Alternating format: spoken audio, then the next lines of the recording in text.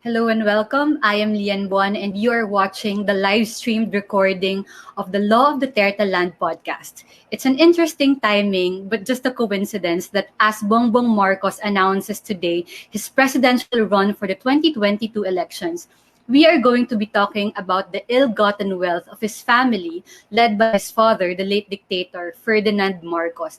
We are talking about billions and billions in cash, jewelries, paintings, real estate, bank certificates, and other instruments stashed in some banks or foundations elsewhere in the world.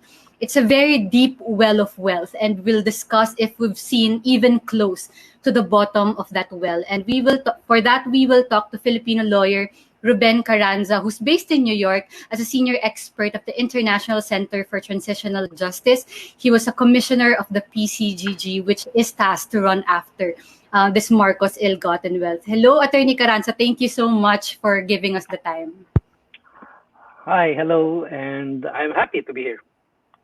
Okay, let's start off with the baseline data. So, PCGG naka-recover na siya ng 174 billion pesos and sabi nila they have 125 billion more to recover and it's currently under litigation. So, itong 174 plus 125, ito na ba ang extent ng Marcos ill-gotten wealth or is it possible na meron pa tayong hindi alam at meron pa tayong hindi nahanap?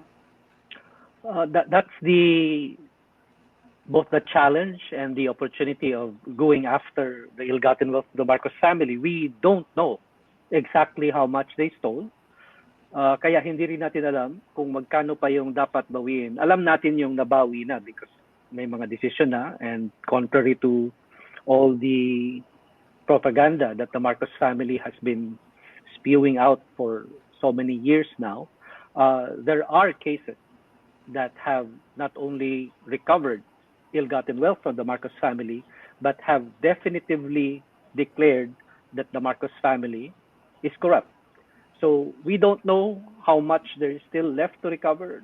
There was an estimate many years ago that the Marcoses stole up to $5 billion from the Philippines, but we still have to find more, and I think there's more to be found. Attorney Carranza, are there assets na inaay yung PCGG dati pa pero hindi pa lang nakakapag-file ng civil suit? So merong inaay na hindi pa kasama sa baseline record ng PCGG? Well, there are two ways to answer your question, Lian. First, when the PCGG filed its cases beginning 1987 and then subsequently in the following years amended its complaints, the PCGG carefully crafted its complaint so that it will cover assets that were still to be found or assets where the evidence of their existence was still partial. So whenever the commission, at least when I was there, discovered some new evidence or some asset that previously was not documented, those assets, that evidence would actually already fall within an existing case. So that's the first answer. Yung pangalawang sagot sa tanong, marami pa bang hindi nakikita at dapat pang sampahan ng kaso, hindi na kailangang sampahan ng bagong civil case ang mga Marcos para mabawi kung ano man yung bagong mahanap. In 2003, the Philippine Supreme Court made a decision in case number GR 152154, making it very clear that any assets that the Marcos spouses, Ferdinand and Imelda, claim to have that exceeds $304,000 is ill-gotten. So, linawin ko yan. Ang lehitimong kayamanan lang ng mga Marcos ay nasa halagang $304,000. Kung meron pang halaga, ari-arian, pera, alahas, paintings, fake na paintings na sinasabi nilang sa kanila, lahat yan subject to forfeitures, lahat yan dapat bawiin dahil ill-gotten wealth. So meron ng desisyon noong 2003, ilang beses na yung naulit ng Philippine Supreme Court as late as 2012. Salamat sa pag-mention nung Sandigan Bayan versus Republic versus Sandigan Bayan. Yung dispositive portion kasi nung 2003 ruling na yan ay merong nakalagay na amount $658 million US dollars. So yung bang ina-explain mo, Attorney Carranza, is yes, merong $658 million dollars, but the Supreme Court also said ano man ang lumagpas sa lawful income, which was $300,000 US dollars, pwede pa rin kunan. That's my first question. My second question is, yung $658 million ba, is it already in the possession of the government? So let me answer the second question first. It's quicker. So it's 685. I think yung pagkabaliktad ng 5885 comes from an error by the PCGG after I left the commission. I think there was a graphics card they made that they I guess unintentionally put the number at 658 instead of 685. Okay. 685 because this started out as 360 when it was first found in 1986. The PCGG found documents in Malacanang because the Marcos family fled hastily, and these documents pointed to several Swiss foundations, and I will later on change the term used for that. They're not really foundations the way we understand foundations, at least in the Philippines or even in the US. And the amount at that time was something around 360. But because the litigation went on from 1987 all the way up to 2003, when the Philippine Supreme Court finally ruled, like I said, the amount went up to 685. Now, is that amount in the hands of the Philippine government? Definitely. And a quick story about how literally the Philippine government took that amount. There were discussions about how that amount would be transferred from Swiss banks to the Philippines, because even as the Philippine government already won that case in 2003, and I was still in the commission, the Marcoses did not stop in trying to block the return of that money. They sent a Swiss banker to Manila.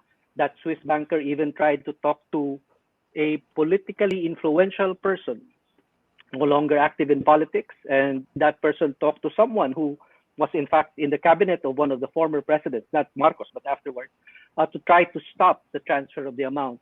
The Marcoses tried to stop the transfer through Europe. There are clearing houses that facilitate the transfer of amounts of money across banks in Europe, in North America, and elsewhere in the world. They tried to go into that to stop the transfer. There was even talk about actually getting the money in cash on a plane, not by the Marcoses, but by the Philippine government, just so you could get the money out of Switzerland. So there were various means discussed to transfer that money. Eventually, there was a decision. There was a particular process that was used, and the money was transferred to the Central Bank of the Philippines, where it was fenced. In other words, it was set aside because at that time, I was already working on the first draft of what eventually, 10 years later, became the law providing reparations to victims of the Marcos dictatorship. So that's the answer to your first question. To the second question, the first question is, does the 2003 decision not only refer to this amount? No, it doesn't. While the 2003 decision is about the 680 million that was being recovered from Switzerland, and here I'll wear a lawyer's hat, and minsan ayokong magsuot nung no, go ahead, sir. This is the legal podcast, so I think the audience will be very appreciative of you wearing your legal hat. Right, because there's such a thing as stare decisis, the law of the case. And the law of this case isn't really that the 680 million should be returned because it's forfeited, because it's ill-gotten wealth. The law of the case in GR 152154 is that the Marcoses only had 304,000 in legitimate income when he was president and when she was governor of Metro Manila. Everything else they claim, they own, that their children claim, or that their children claim to be beneficiaries of, is ill-gotten, should be forfeited. So the law of the case in 2003 and up to now is that everything that the Marcoses own beyond the legitimate income that the government found is ill-gotten. So what's important here is that you only needed this single judgment to go after everything that the Marcoses claim and that the PCGG was going and is going after is ill-gotten wealth. So I'll add one last point here to stress the importance of the 2003 decision. One of the last acts I did as PCGG commissioner before I left was to draft a motion in the Sandigan Bayan to be filed in all possible cases where this motion could be filed. I drafted this motion in the aftermath of this 2003 decision. It's a motion for partial summary judgment, which means you can execute the 2003 decision in the pending Sandigan Bayan cases involving other assets of the Marcos family. That's how we got Arelma, a 40 million account in New York that the Marcoses claimed. That's how we got the jewelry that was still held in escrow at the central bank. That's how we got paintings executed even after I left the PCGG. That's how, in fact, the government of the Philippines, if it wanted to right now, can get other assets of the Marcos family that they can identify based on this 2003 decision.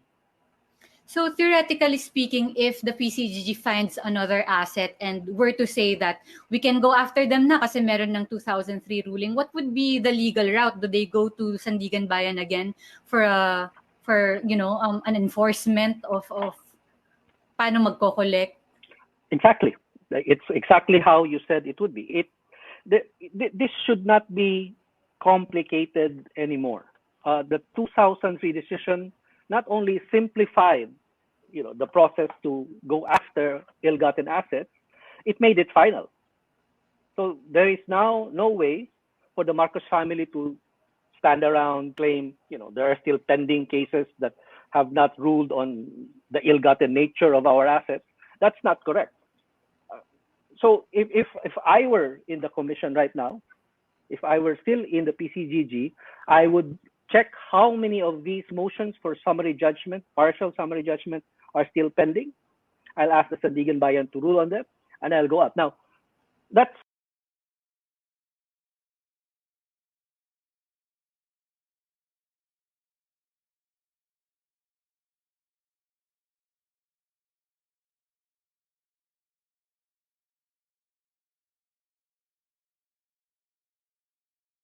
from a lawyer's perspective, litigating these cases.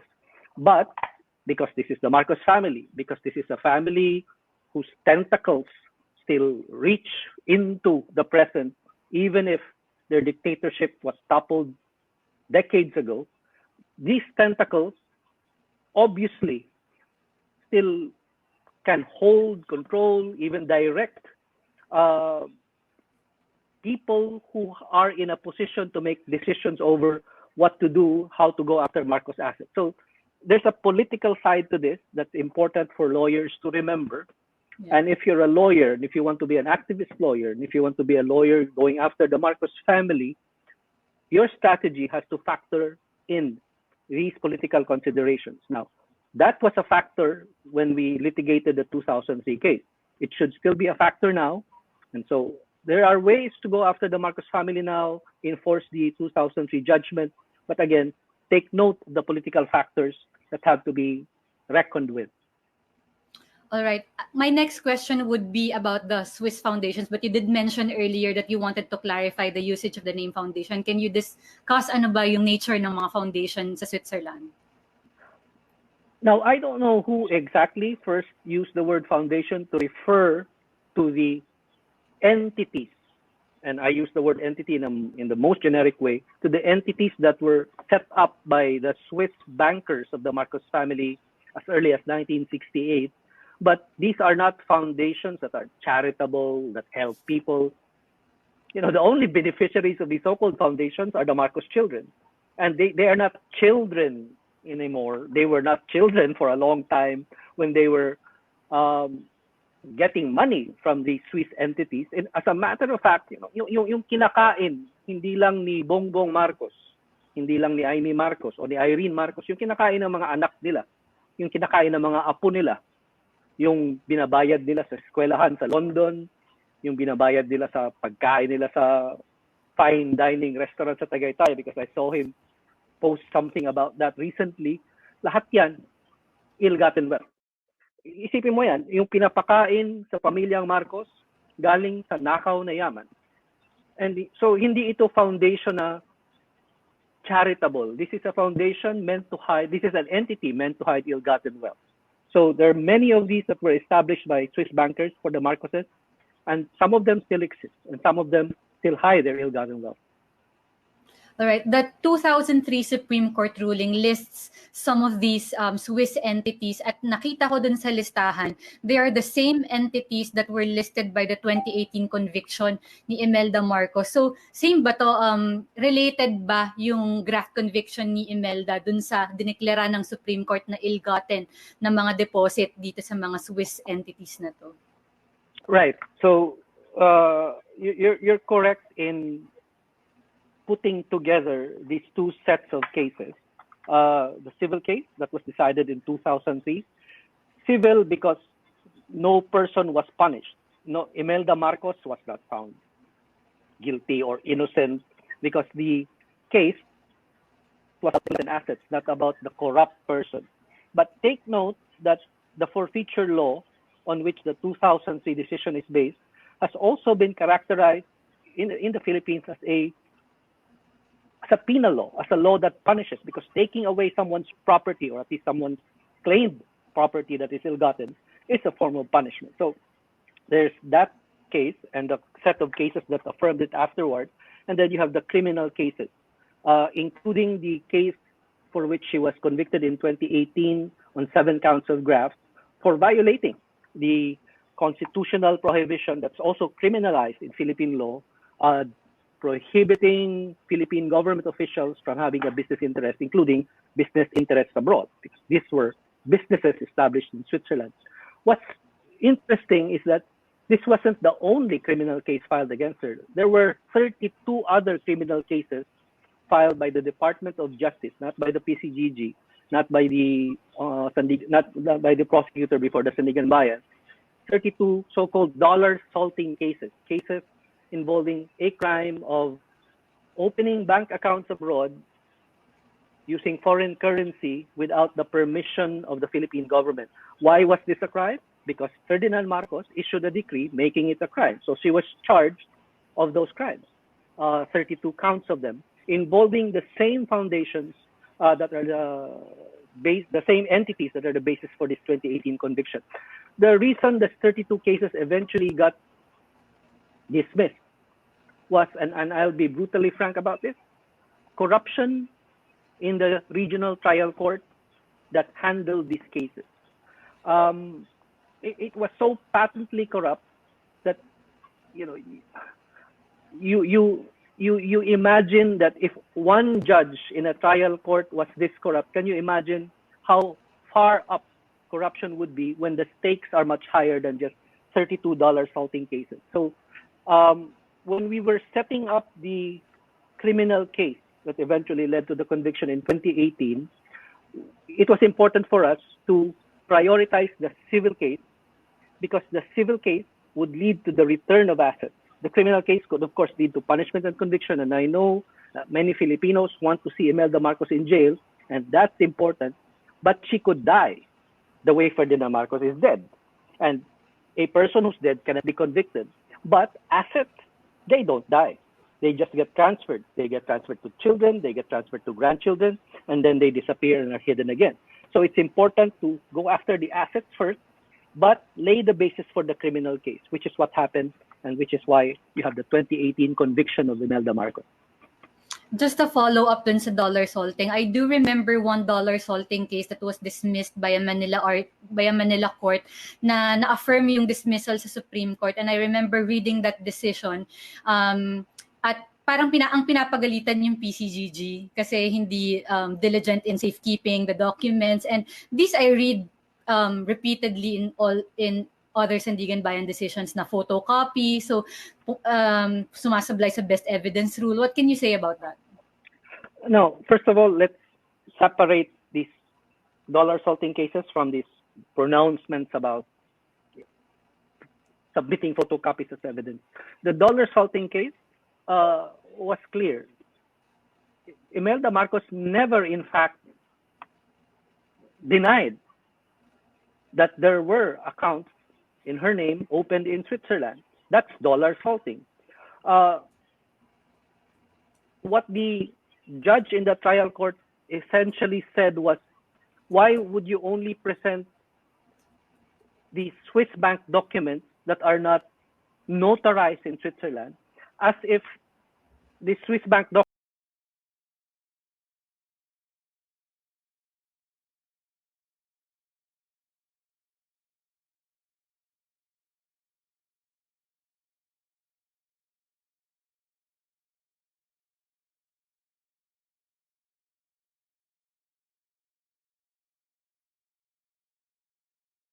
are original, by the way, as if you had to bring them to the city hall in Manila, in front of this lawyer sitting there by his lonesome behind the desk, and have them notarized. These are documents that were submitted officially to the official government institution in the Philippines that was supposed to receive them, the PCGG. So this is a judge that pretended to be ignorant of that process. So this is a judge who was already paid for by the Marcos family. And this was, in fact, a judge who, as an example of how corrupt the process was, Imelda Marcos wanted to travel, but even before she filed a motion to be allowed to travel, the judge already knew where she was going and approved it. That's how corrupt it was. Frank Chavez, in fact, the late Frank Chavez, a former Solicitor General, in fact, questioned the judge's decision, filed a administrative complaint against the judge, and it never went anywhere. So these are the travails of going after a family that was in power for more than 20 years, whose tentacles still reach into the judiciary, whose money is still available to bribe people who make decisions such as this. Now, that is different from the so-called submission of photocopies as evidence. I don't want to go long into this discussion, but really, if you were a prosecutor or especially a judge, even a justice in the Philippine Supreme Court, and you're sitting there now, or you're sitting there in the last, let's say, 20 years, if you didn't know what happened from 1968 to 1986, if you pretended to be blind to the corruption that took place, to the fact of dictatorship, not just the fact, but to the legal existence of a dictatorship, because he decreed, he amended the constitution, he ruled by himself, then that means you shouldn't be a prosecutor, you shouldn't be a judge. There is a very simple tool for lawyers to use when they're confronted by history. And it's something that I think first-year law students already know by the end of the freshman year in law school. And that's judicial notice. Lawyers, judges, can take judicial notice, can acknowledge the existence of a fact. And is history a fact? It is. You can dispute the legal character of assets, for example, and the Marcoses have done that, but do you dispute the fact that there was a dictatorship? That is precisely the foundation of the PCGG. Executive Order Number 1, a law that still exists up to now, issued by Corazon Aquino, February 28, 1986, actually declares the Marcoses as corrupt and the cronies as equally corrupt. And that's a legislative finding of fact. And again, coupled with judicial notice, and you have a legislative finding of fact in EO1, you have the basis to say these things happen. So that when the PCGG, in possession of documents taken from Malacanang, brought to the central bank for safekeeping, some of them transferred to the PCGJ library because of trials before the Sandigan Bayan, and the PCGG as the official government entity in charge of going after ill-gotten wealth created by law by EO1. PCGG stamps that these are documents that were recovered from Malacanang or that were turned over by Swiss authorities. That's not a mere photocopy. That's not a violation of the best evidence rule. That's a product of the government's effort to go after the Marcos family, and coupled with judicial notice, coupled with the legislative finding of fact that the Marcoses are corrupt, that should have been enough for the Supreme Court to say the burden of proof is now on the Marcoses to show why they have assets in excess of $304,000. All right. When we talk about the Marcos corruption, we sometimes describe it as the Marcosian plunder, pero wala namang plunder case pending against them. Is it because enacted lang in 1991 yung plunder and it's not a retroactive law? Yes, because that was precisely why former PCGG chairperson and then Senator and Senate President Vito Salonga sponsored the law criminalizing plunder. You can't prosecute Imelda Marcos for plunder now, but you can certainly prosecute her for corruption. And in the hands of a smart and historically conscious justice of the Sandigan Bayan, you can get her convicted.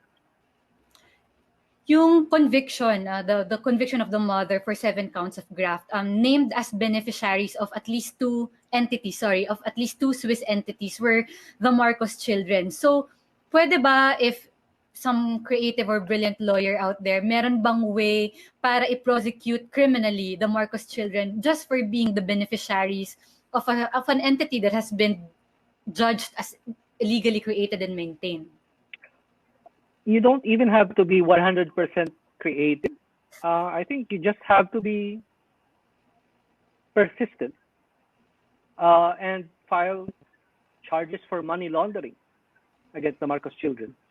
That's why you have the anti-money laundering laws in the Philippines.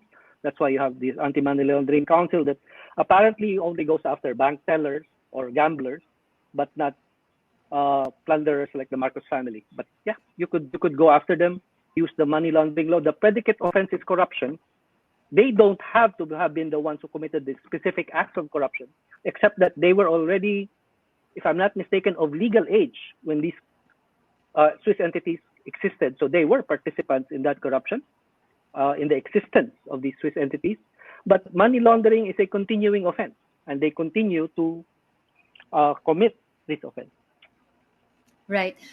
Let's talk about yung mga compromise agreements, because when you read the 2003 ruling, it talks about a compromise agreement, at dun nga na-quote si Bongbong Marcos as having said, I am open to ending the problems of my family, and the Supreme Court took that to mean as a judicial admission. So can you tell us more about the compromise agreements? Can this really be called as an admission of corruption by the family? Well, his admission is an admission. Whatever happened to that compromise agreement, that was the context of that admission. The compromise agreement itself was struck down by the Supreme Court, Chavez versus Sandigan Bayan, if I'm not mistaken, one of the Chavez cases. And you know, to be fair to Frank Chavez, he persisted. And so the compromise agreement that was referred to here was struck down, and admission of Marcos Jr. Remained. So he was asked about the bank accounts, and he said, we're open to compromising on these bank accounts. And yet, in the same context, of the same case, his mother, his siblings continued to deny that they own these bank accounts, which is what prompted Chief Justice Corona, who wrote the decision to ask, why would you then oppose the recovery of these ill-gotten assets in Switzerland if you say you don't own it? Tama. Speaking of compromise agreements, yung basis din ng recent PCGG win sa Sandigan Bayan, yung Royal Traders Holding Incorporated, was also based on a compromise agreement with Imelda Marcos nung pagdating nila sa Hawaii. So I'm just curious if have there been any awards na walang compromise agreement as a context? Well, let me step back here with your question. Yung phrase kasi the compromise agreement in relation especially to Marcos cases has acquired a negative connotation, and I understand that connotation because there were compromise agreements that were patently wrong to enter into, which is one reason why one of them was struck down. And the agreement that led to this recent decision of the Sandigan Bayan was in fact not a compromise agreement. It was Imelda Marcos simply saying, "I'm giving up these assets to the Philippine government," and I suspect the reason she gave up those assets was because she would have effectively violated U.S. law on bringing in cash and other assets into the United States without declaring them. Take note of the amounts that she was bringing in already: cash, jewelry, on top of these bank deposit certificates that she gave up. So the court in the United States that awarded these assets to the Philippine government was simply declaring that Imelda Marcos signed off on it, and so it was turned over to the Philippine government. It wasn't a compromise agreement. Just to discuss more dito sa bagong award, no, yung Royal Trading Holdings Bank Certificate. So it appears that they sold to the Bank of Commerce, pero dun sa sale contract, sinabi ng Bank of Commerce that they will not assume liability for the civil case. And then Bank of Commerce has come out with a statement saying, distancing themselves, saying that they're a different entity. And when you Google Royal Trading Holdings Bank, medyo hindi mo alam if it still exists. So my question is, the question of many is, paano nakukunin yung recent award na yun? How do they even begin to find that money? Sagutin ko yung last question later, no? Yung paano mo hahabulin ngayon yan. But first, this is a rhetorical question because mag-Google din ito. Who owns Bank of Commerce? Is there any relationship between the owners of Bank of Commerce, the majority owners, and the Marcos family? So I think your listeners can Google is your friend for that. But really, regardless of who owns Bank of Commerce, regardless of what you discover when you Google Bank of Commerce and who owns it, I don't know what kind of bank it is that does not do due diligence when acquiring assets, especially another bank, Traders Royal Bank. And the Traders Royal Bank is called Traders Royal Bank because it started out as a bank for sugar traders owned by Marcos crony Roberto Benedicto, controlled sugar industry in the Philippines. He was he called himself a sugar trader, but really he was a corrupt Marcos crony who who profited illegally from the backs of thousands and hundreds of thousands of poor, malnourished sugarcane workers in the Philippines. That's Traders Bank. There was an investment by the Royal Canadian Bank, which I suspect Benedicto himself had shares in Traders Royal Bank. That's why they took the name Royal as well. And part of this case, in fact, is about those investments by the Canadian Bank in Traders. Now, let's set that aside. The fact is that this Bank of Commerce did not do due diligence in finding out exactly what kind of liabilities it was excluding or including. So when they claim in this case, in the Sandigan Bayan, that we specifically excluded certificates of deposit that were denominated in pesos, and when they claim in the Sandigan Bayan that they specifically excluded claims by the Philippine government involving the Marcoses before they acquired Traders Royal Bank, the fact is they did not do their due diligence because they would have found out that even if they did that, even if they put it there in their agreement, the government is not a stock. The government, the people of the Philippines, the Republic of the Philippines, the state, is not party to their agreement. It's Bank of Commerce, and look at the owner, and Traders Royal Bank, and look at the owner. It's an agreement between these two, and I should say these two Marcos-linked entities that has nothing to do with the government of the Philippines. You can say, no, I won't pay for that, or no, that's not part of this purchase. Para kang bumili ng lupa. Yung sabi may-ari ng lupa, binibenta niya dun sa bibili, pero may nakatira doon na siguro lumabas lang or hindi niya alam na meron palang nag-occupy ng lupa niya. Kasama ba ako dyan sa bentahan nila? Hindi. Am I bound by that? No. Especially because there's a specific rule.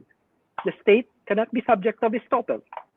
No? And estoppel is a peculiar legal concept, but it just means the government is not bound by anything that two other people want to say or do, especially if there's a hint, which is what I think, of avoiding liability to the government, of trying to bring out ill-gotten wealth from this discussion. But Attorney Carranza, that being said, how does the government start to press the Bank of Commerce even for just information kung may categorical dismissal yung Sandigan Bayan? Kasi meron silang doon na we're dismissing this is not a criminal case.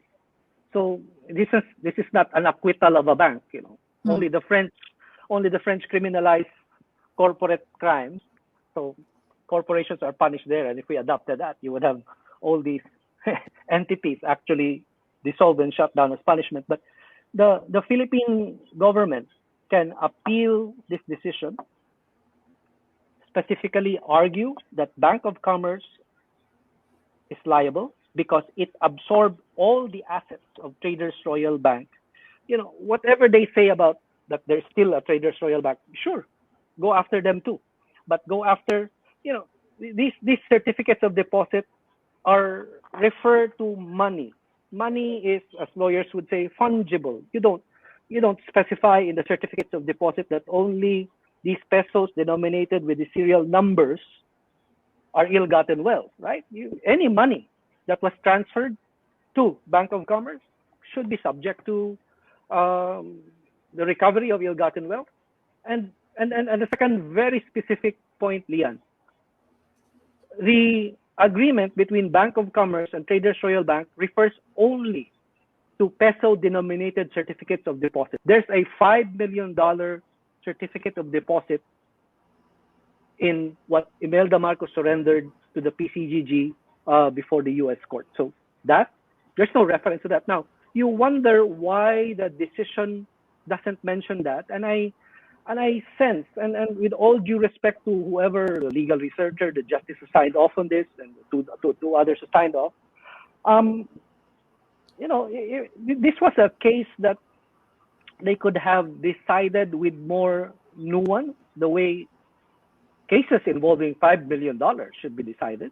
And you don't just throw away $5 million like that without referring to the fact that the same agreement that they rely on and say, you know, Bank of Commerce, no longer part of this case, doesn't actually exclude that $5 million certificate of deposit.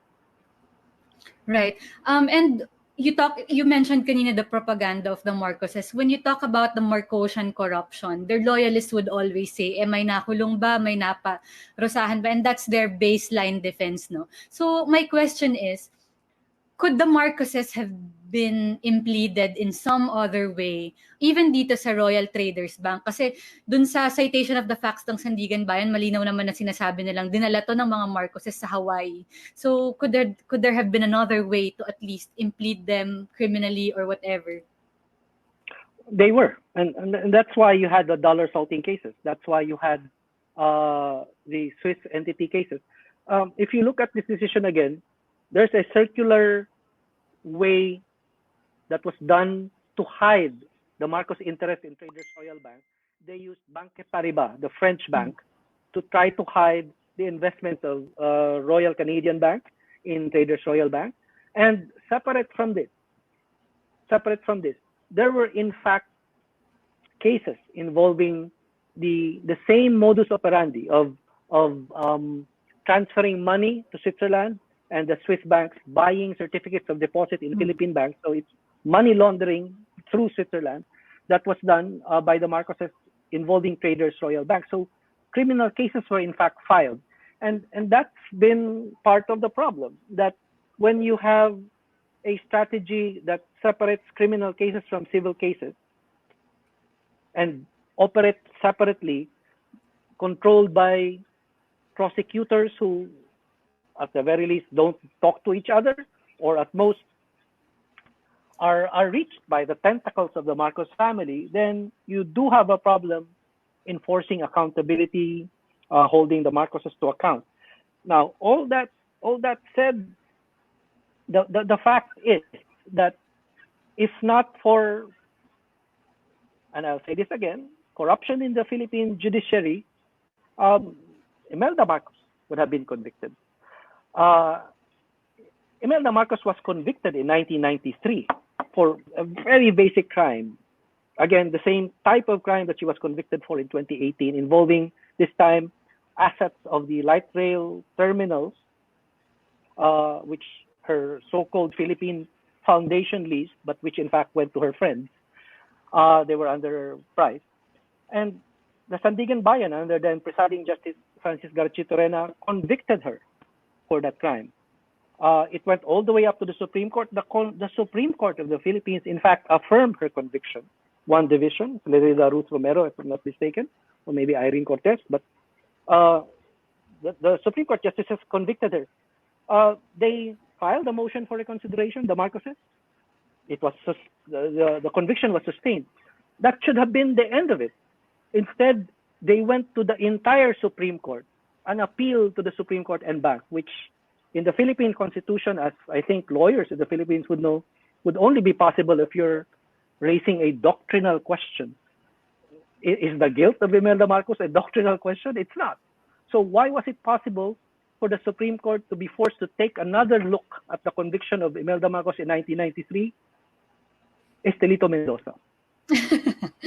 I knew you were gonna go to Estelito Mendoza, and he did it again years later for Philippine Airlines, but that's for another discussion. May mga nakikita No, rin no, no. tayo. But listen. But listen.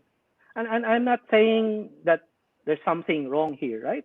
But many of the solicitors, solicitor generals, who work for Estelito Mendoza are now in high positions in the Philippine judiciary. Some of them work with him, including all the way up to the Supreme Court. So it's important for Filipinos to look at the context of this. That's why I said the political context has to be considered as well when assessing or even criticizing the PCGG or prosecutors for this or that decision involving the Marcos family. Right. As I was saying kanina, merong tayong mga nakikitang kaso that is against a crony. To put the question bluntly, kapag merong isang decision rendered in favor of the government tapos ang sisingilin yung crony, tingin mo ba Marcos din ang ultimately the source of what the payment would be? Well, there's a first way to respond to that question. In practically 90% of the civil cases that were filed by the PCGG, and many of them were filed before I joined the commission. So when I went there, I was just looking at specific cases already pending.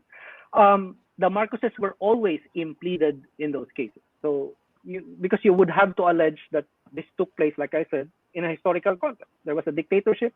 You were a crony of the dictator. Should the Marcoses be ultimately also responsible for judgments against Marcos cronies? Yes. In very simple terms, the liability is joint and solidary. This is a civil case, so any of the parties who are liable, you can go after any, some, or all of them. You can go after the Marcos estate, meaning the children controlling the estate, or the Marcos crony. All right. Moving to another topic. Correct me if I'm wrong, Attorney Carranza. Yung mga ill-gotten wealth na nare-recover natin, that's a different set of money. For example, if victims file a claim for damages, like yung in-award sa Hawaii kina Eta Rosales pero dinismiss ng CA noong 2017. For example, yung 71 billion sa tax ng from their taxes to buy San Miguel shares. Yung mga coconut farmers and planters ba, did they file claim for damages also for being, robbed of their taxes? Yes, and it's not just first of all, it shouldn't just have been enforcement of a foreign judgment that the victims of human rights violations during the dictatorship should have filed in the Philippines. That's this is a topic for another discussion, but um, there's a reason why you could have filed and you perhaps should have filed a damages case in the Philippines against the Marcoses rather than use the foreign judgment here. But it's possible, and it is still arguably possible to do that for as long as the Marcos children continue to hide and, like I said, um, potentially are committing money laundering offenses. The coconut farmers involving the collection of the coconut levy, filing a claim for damages against those who benefited from the coconut levy, yes, again, against the estate of those who benefited from the coconut levy, or even against, for example, a retired senator who continues to spew his apologies, his his excuses for the Marcos dictatorship even now. So you can do this.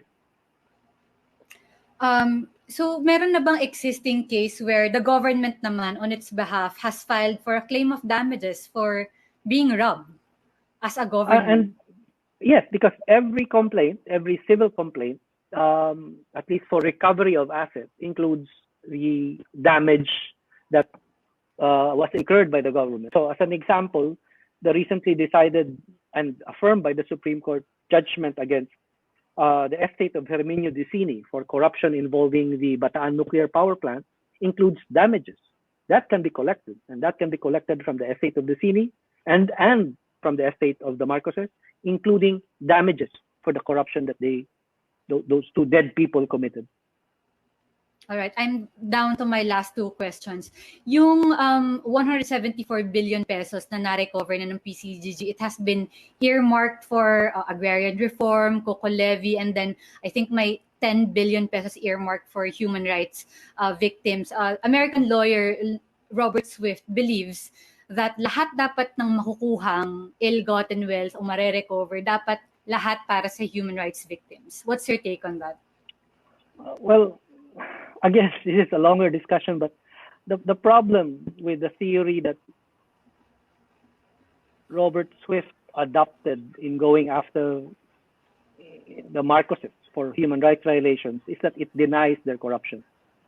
You will not see in the cases he filed in the United States, even now, while they're pending involving the Arelma assets, for example, you will not see an explicit statement that says the Marcoses committed corruption. You will not see that because in his theory of his case, if he says that, then the Marcoses don't own the assets he's trying to go after. So, it's one thing to try to evoke sympathy for victims of the Marcos dictatorship because they deserve not just sympathy, they deserve justice. But it's another to hide the corruption of the Marcos family so that you can go after their assets in the United States. But that problem was actually fixed, and I'm happy to say, and I'm very proud to say, I was part of the effort to fix that. How? By drafting and eventually getting a law passed providing reparations to the victims of the Marcos dictatorship. That's in the law. There's a $10 million separate fund for memorializing the victims of the dictatorship, and it solves the problem.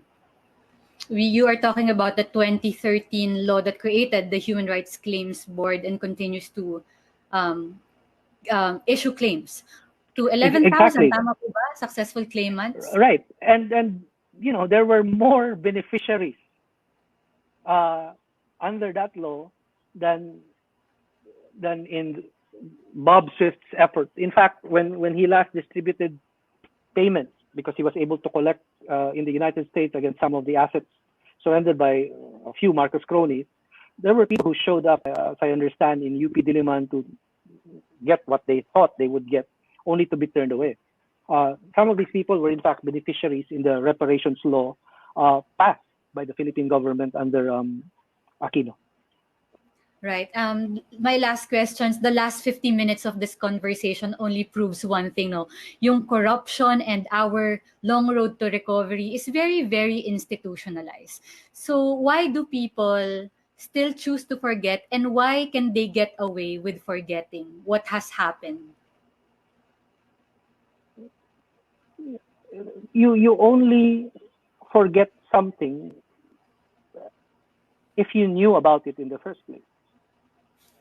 And for many people, there's a lack of knowledge, and the Marcoses have, of course, fed that and turned it into deliberate ignorance, willful ignorance in some cases, because even people who knew and could have known will now choose to be willfully ignorant.